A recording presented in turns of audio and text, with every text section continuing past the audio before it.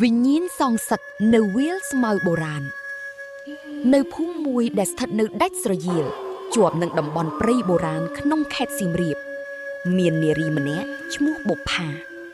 នាងជាកូនកំព្រាឪពុករស់នៅជាមួយម្ដាយជរានិងប្អូនប្រុសតូចម្នាក់បុប្ផាមានសម្រស់ស្រស់ស្អាតខ្លាំង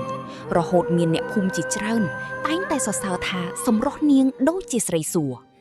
ទោះបីជាក្រីក្រប៉ុន្តែនាងជាមនុស្សមានគុណធម៌និងឧស្សាហ៍ព្យាយាមណាស់ជារៀងរាល់ព្រឹកនាងតែងតែទៅដោះដូរទំនិញនៅផ្សារក្បែរក្រុងសៀមរាបដើម្បីយកប្រាក់មកចិញ្ចឹមគ្រួសារ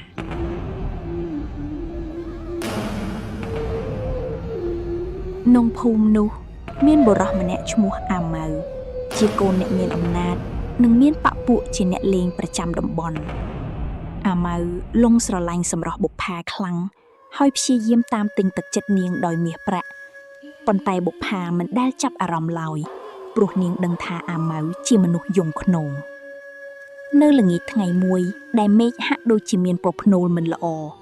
ពពកខ្មៅបក់បោកមកយ៉ាងលឿន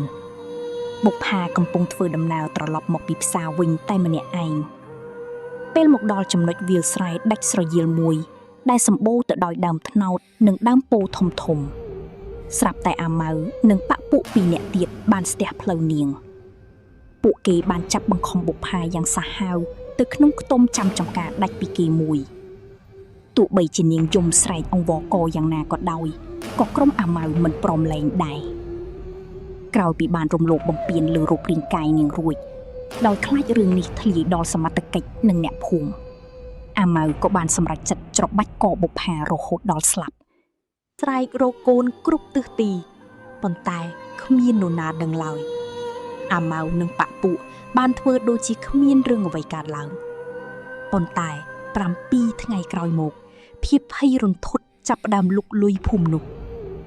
រៀងរាល់យប់ក្រោយម៉ោង9អ្នកភូមិតែងតែឮសំឡេងស្រីយំយ៉ាងស្រងាយចេញពីត្រពាំងទឹកនោះ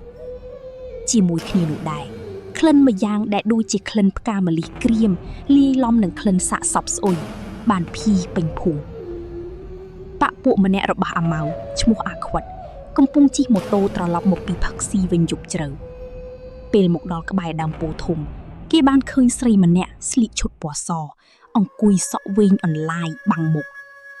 ដោយស្មានថាជាអ្នកភូមិគេក៏ឈប់ម៉ូតូសួរស្រីនោះងាកមកយឺតភ្នែករបស់នាងស្រក់ឈាមក្រហមច្រាលហើយមាត់របស់នាងហែកដល់ត្រចៀកនិយាយថាឯងជួយយកយើងចេញពីទឹកផងអាខ្វិតភ័យពេកបើកម៉ូតូធ្លាក់ត្រពាំងស្លាប់ភ្លាម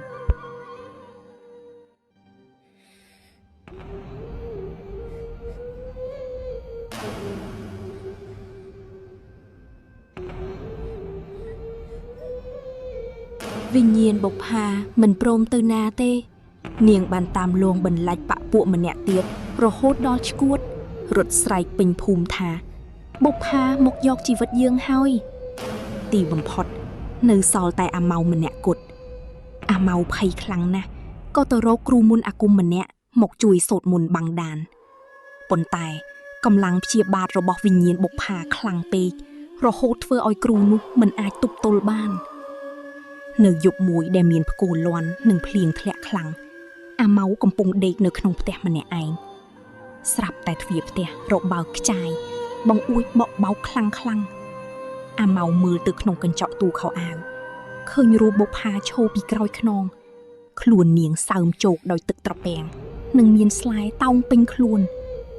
នាងសម្លឹងមើលអាម៉ៅដោយភ្នែកសាហាវរួចនិយាយទាំងសំឡេងក្រឡូថាជីវិតសងដោយជីវិតអាម៉ៅព្យាយាមរត់ប៉ុន្តែគេមានអារម្មណ៍ថាជើងរបស់គេត្រូវបានដៃត្រជាក់ស្រេបជាច្រើនអូសទីនចុះទៅក្រោមព្រឹកឡើងអ្នកភូមិបានប្រទះឃើញសាកសពអាម៉ៅដេកស្លាប់នៅមាត់ត្រពាំងទឹកនោះក្នុងសភាពដាច់ដង្ហើមស្លាប់ទាំងភ្នែកនៅគ្នាឆ្កឹះកំ ផ្លោកក្នុងត្រពាំងក៏ស្រាប់តែឃើញសាកសពបុប្ផាអណ្ដែតឡើងមកសម្រស់របស់នាងនៅតែស្អាតដូចដើមហាក់ដូចជានាងទៅតែដេកលក់ក្រោយពីបានធ្វើបុណ្យតាមប្រពៃណីនិងបានរកឃើញការពិតវិញ្ញាណបុប្ផាក៏លែងលងបន្លាច់អ្នកភូមិទៀតទៅប៉ុន្តែរហូតមកដល់បច្ចុប្បន្នចាស់ក្នុងភូមិនោះតែងតែប្រាប់កូនចៅថា បើមានក្លិនផ្កាម្លិះស្អុយភាយមកតាមខ្យល់នៅពេលយប់ត្រូវប្រញាប់ចូលផ្ទះព្រោះនោះគឺជាសញ្ញាថាវិញ្ញាណអ្នកស្លាប់ដោយអយុត្តិធម៌នឹងមិនទាន់ទៅណាឆ្ងាយនៅឡើយទេ